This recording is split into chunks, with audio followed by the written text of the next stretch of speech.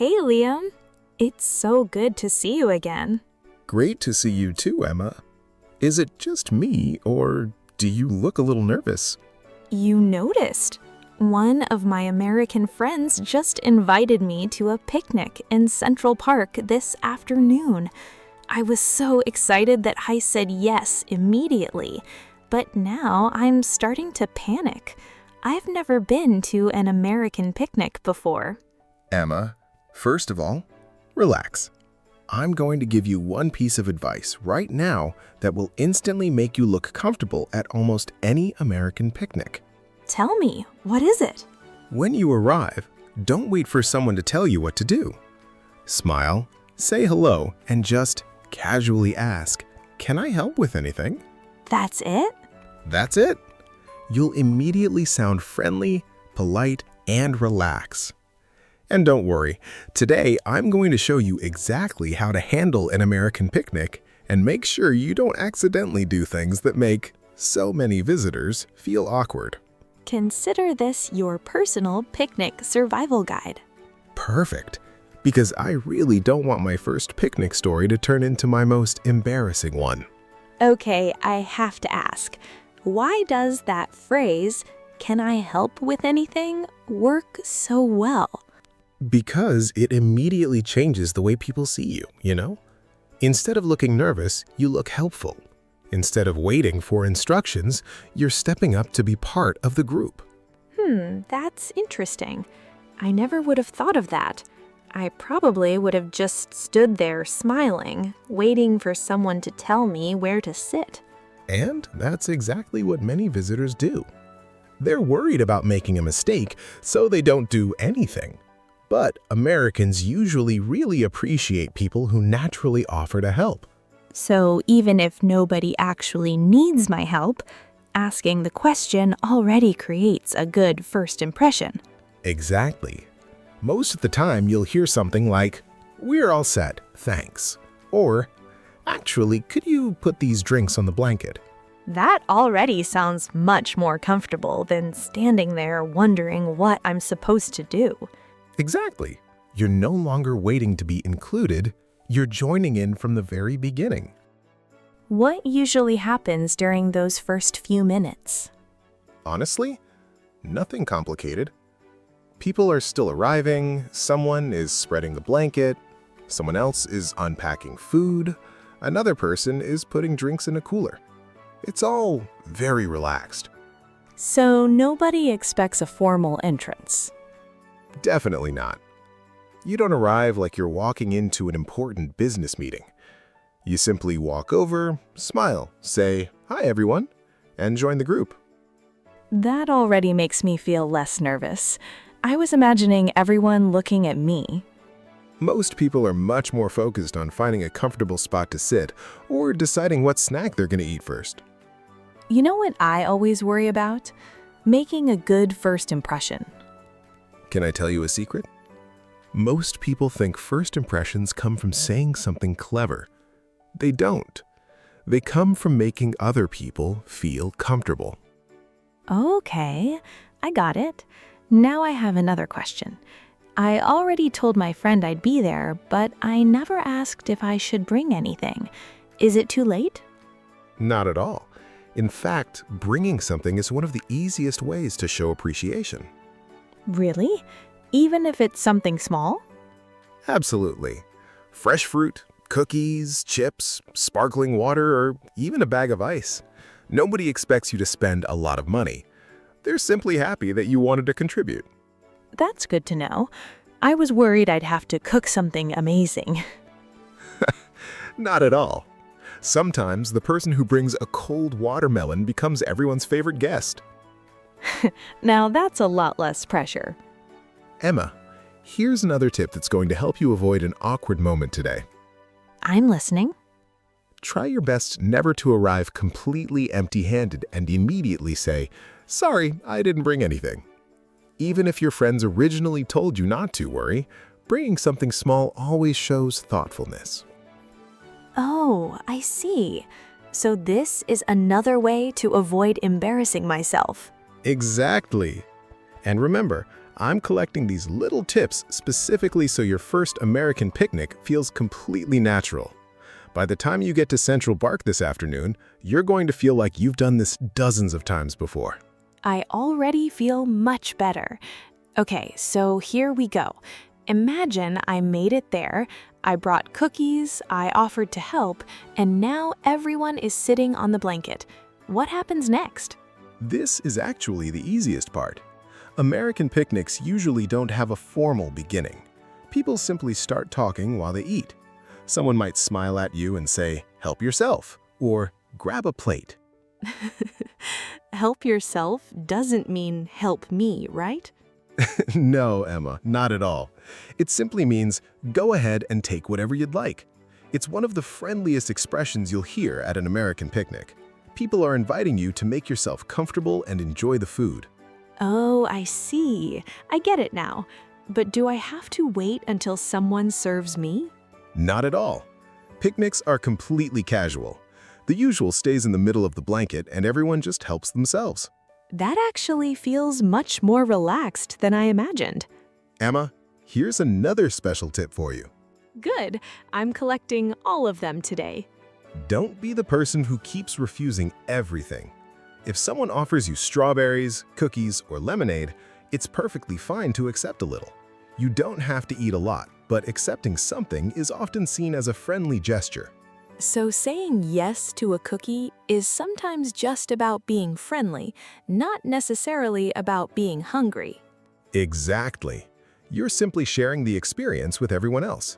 Okay, the food part doesn't scare me anymore. The conversations still do. What do people actually talk about? Honestly, very ordinary things. Someone might say, "Beautiful day, isn't it?" Another person says, "I can't believe how nice the weather is."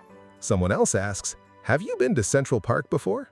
That's much simpler than I expected. Exactly. Nobody arrives discussing politics or deeply complicated topics. People usually begin with whatever everyone is experiencing together. The sunshine, the food, the park, the dogs running by, or someone playing music nearby. So I don't need to have interesting stories prepared? Not at all. Just pay attention to what's happening around you. The environment gives you plenty to talk about. What if I don't know anyone except the friend who invited me? That's completely normal. Here's another great question you can use. Have you known each other long? Oh, that's a good one. Or even just asking, how did you guys meet? People love answering questions about their own stories and experiences. And I don't have to memorize anything complicated. Exactly. Simple questions create the most natural conversations. Have you ever had a picnic in Central Park? I have. And I remember something that surprised me at first. People kept standing up, walking around, coming back, grabbing more food, and joining different conversations. Nobody stayed in exactly the same spot the whole afternoon. Really?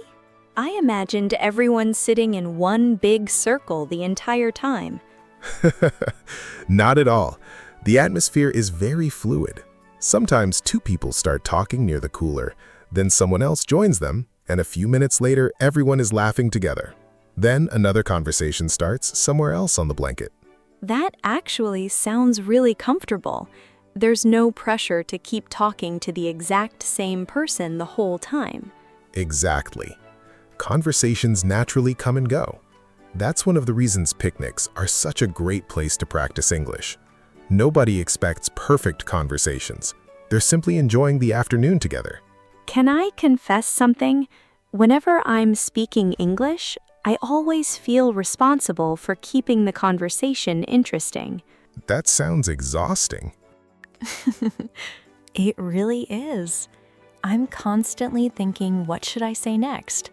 Was that interesting enough? Or do they think I'm boring? Here's another tip just for you, Emma.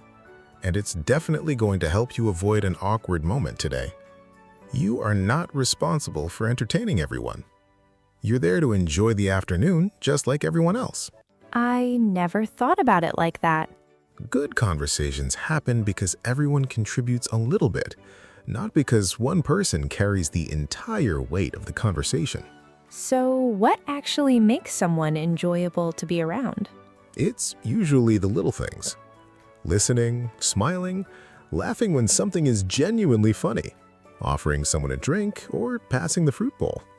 Those moments of connection matter much more than using advanced English vocabulary.